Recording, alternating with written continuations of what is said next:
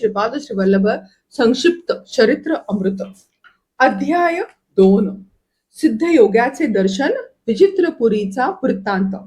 ह्या अध्यायाच्या पठनाने मनक्लेश निवारण होते. श्रीपाद श्रीवल्लभ स्वामींचे स्मरण करीत मी पुढील प्रवासास प्रारंभ केला असता पांड्या देशातील कदंबवनात पोहोचलो. तेथे जागृत शिवलिंग होते. त्याचे दर्शन घेऊन पुढे सिद्ध योगींद्र नावाच्या एका महान तपस्व्याचा आश्रम लागला. ते महायोगी म्हणाले, तू दर्शन घेतलेले शिवलिंग अत्यंत जागृत असून त्याबद्दलची कथा त्यांनी कथन केली. ती अशी: देवेंद्राने युद्धात सर्व राक्षसांना मारले, परंतु त्यांच्यातील एक राक्षस पळून गेला व त्याने महादेवाची तपस्या सुरू केली. तो ध्यानस्थ असताना इंद्राने त्याला मारले. त्याच्या हत्येमुळे इंद्राचे तेज लोप पावून तो निस्तेज दिसू लागला. पाप शालार्थनर्थ इंद्र सर्व तीर्थ फिरले. शेवटी ते कदंबवनात आले. शिवलिंगाचे दर्शन घेतले असता त्यांना त्याचे तेज प्राप्त झाले. त्या सिद्धांनी मला पुन्हा शिवलिंगाचे दर्शन घेण्यास सांगितले. दर्शन घेऊन परतण्यास रात्र झाली. रस्ता सापडेना. तितक्यात मागून प्रकाशाचा झोत आल्यासारखे वाटले. माझ्या मागे 3 शिरे व त्यावर दिव्य मणी असलेला सर्प दिसला. याचाच प्रकाश मला मार्ग दाखवित होता. त्या प्रकाशात मी आश्रमात आलो. यावेळी सिद्धयोगी म्हणाले, तू आधी दर्शन घेतलेले मंदिर आणि नंतर घेतलेले देवालय वेगळे नाही. दत्तप्रभूंच्या आज्ञेने तुला वेगवेगळी देवालय दाखवली. श्री दत्तप्रभूंच्या केवळ संकल्पने भविष्य वर्तमान मध्ये बदलू शकते. वर्तमान काळ भूतकाळात व भूतकाळ वर्तमानात परिवर्तित होऊ शकतो. एखादी गोष्ट घडणे न घडणे अथवा वेगळ्या प्रकारे घडण्यास श्री दत्त प्रभूंचा संकल्पच कारणीभूत असतो. भिन्न भिन्न प्रकारच्या स्पंदनामुळे व्यक्तीमध्ये आकर्षण तर काही मध्ये विकर्षण होते. पुण्य कर्म, उत्तम आचार आणि विचारांनी स्थूल, सूक्ष्म आणि कारण देहात पुण्यरूपी प्रकंपन होते. पापकर्माने पापरूपी प्रकंपन होते. मनुष्याच्या पुण्याईने पुण्यशील व्यक्तींचा संग व पुण्यस्थलांचे दर्शन घडते. पुण्यकर्मात आसक्ती वाढून पुण्याची वृद्धी होऊन पापांचा नाश होतो. या सर्वांचे फलस्वरूप म्हणून दत्तप्रभूवर भक्ती जडते. श्रीपाद श्रीवल्लभांची कृपा संपादन करण्यासाठी आपल्यातील अहंकार नाहीसा झाला पाहिजे. ज्या वेळेस आपले हृदय काम, क्रोध, लोभ, मोह, मद, मत्सर या षडरिपूतून मुक्त होऊन शुद्ध होईल, त्यावेळी स्वामींची कृपा होण्यास मुळीच विलंब लागणार नाही.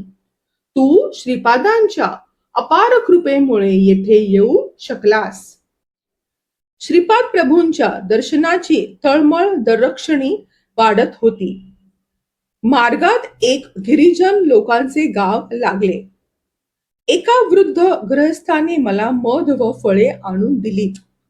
ते खाणार एवढ्यात 4-5 कावळे आले व चोचींनी माझ्या हातापायावर जखमा करू लागले.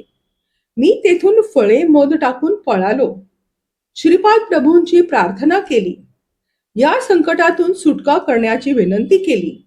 तेव्हा समोर असलेल्या औदुंबर वृक्षाखाली विश्रांतीसाठी बसलो असता माझ्या शरीरातून येणाऱ्या दुर्गंधीमुळे वारुळातून साप बाहेर येऊन मला दंश करण्यास सुरुवात केली.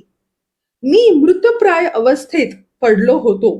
तेव्हा एका धोब्याला दया येऊन त्याने गाढवावर बसून मला वैद्याकडे नेले व बरे केले. त्या वैद्याचे नाव वल्लभदास असून तो कहाणी सांगत होता. शंकर भटांना टोचून जखमा करणारे कावळे पिठकापुरम येथील अहंकारी ब्राह्मण होते. त्यांनी श्रीपाद श्रीवल्लभांचे महात्म्य न जाणता अहंकारातच आपले आयुष्य घालवून नंतर ते स्वर्गलोकास गेले. इंद्राने त्यांचा सत्कार केला, परंतु ते भुकेने व्याकुळ झाले असता त्यांना खाण्यास काहीच दिले नाही. इंद्र म्हणाले, हे पंडितांनो, तुम्ही पृथ्वीवर असताना दान धर्म केला नाही, आपल्या पितरांचे पिंडदान केले नाही, आई वडिलांची सेवा न करता त्यांच्या औषध पाण्यासाठी एवढा खर्च झाला केला असे उद्गार वारंवार काढले, तेव्हा आम्ही तुम्हाला काहीच देऊ शकत नाही. श्रीपाद श्री वल्लभांना श्री दत्तप्रभूंचे अवतार न मानण्या इतके तुम्ही अंध झालात. श्रीपाद श्री वल्लभांच्या नामस्मरणाने पवित्र झालेल्या भक्ताचे रक्त प्रशासन केल्यावर तुम्हाला उत्तम गती मिळेल. वल्लभदास शंकर भटांना म्हणाले, तू लहान असताना एका श्लोकाचा विनोदार्थ केलेला श्री दत्त प्रभूंना आवडला नाही व त्याची शिक्षा म्हणून तुला गाढवावर बसून आणले. पुढे वाटेत विचित्रपूर गाव लागले. त्या गावाचा राजा विचित्र होता. ब्राह्मणांनी लोप षुडष्ट यज्ञ केल्याने त्याचा राजपुत्र मुका झाला असे त्याला वाटले, म्हणून तो ब्राह्मणांना त्रास देऊन त्यांची दिंड काढीत असे. एक विद्वान ब्राह्मणास मुक भाषेवर ग्रंथ लिहिण्याची आज्ञा केली होती. या गावी पोचल्यावर राजाच्या सैनिकांनी आपण ब्राह्मण आहात काय असा प्रश्न विचारला. मी होकारार्थ मान हलविल्यावर मला राज दरबारात नेण्यात आले. राजाने मला पहिले प्रश्न विचारला, तेवढ्यास एवढे तर एवढ्यास किती? मी एवढ्याला एवढेच असे उत्तर दिले. दुसरा प्रश्न मुखभाषेवर विचारला.